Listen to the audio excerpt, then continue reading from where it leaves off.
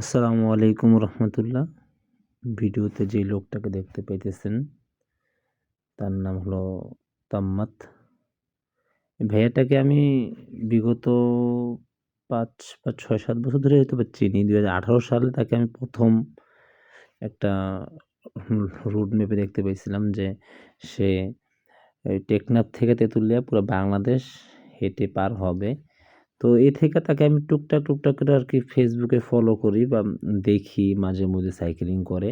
আমি ব্যক্তিগতভাবে নিজে সাইকেল চালাইতে পারি না, বাট আমার ঘুরতে ভালো লাগে।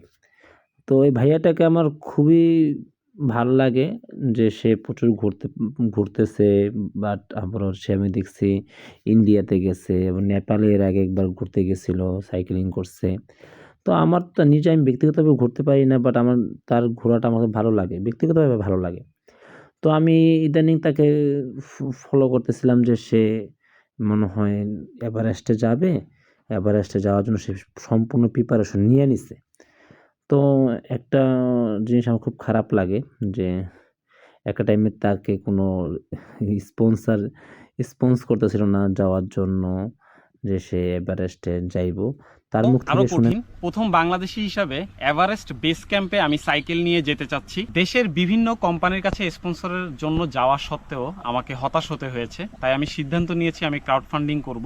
আপাতত গোফান্ডমি এবং বিকাশের মাধ্যমে আমরা ফান্ডিংটা করব। এখন পর্যন্ত বাংলাদেশ থেকে যেহেতু কোনো সাইক্লিস্ট ওখানে যেতে পারেনি, এটা নিঃসন্দেহে আমার দেশের জন্য অনেক বড় একটা অর্জন হবে। আপনারা আপনাদের সামর্থ্য অনুযায়ী আমাকে সহযোগিতা করবেন এবং ভিডিওটা শেয়ার করে দেওয়ার জন্য অনুরোধ থাকবে। ইনশাআল্লাহ বাংলাদেশের পতাকা হাতে দেখা হচ্ছে এভারেস্ট বেস ক্যাম্প।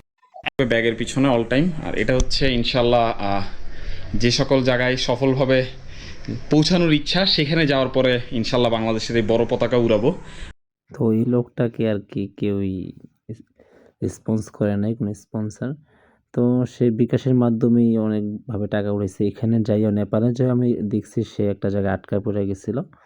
সেখানে আবার বিকাশের মাধ্যমে টাকা উঠাইছে, পারছে হয়তো হেল্প করতে চেষ্টা করছি।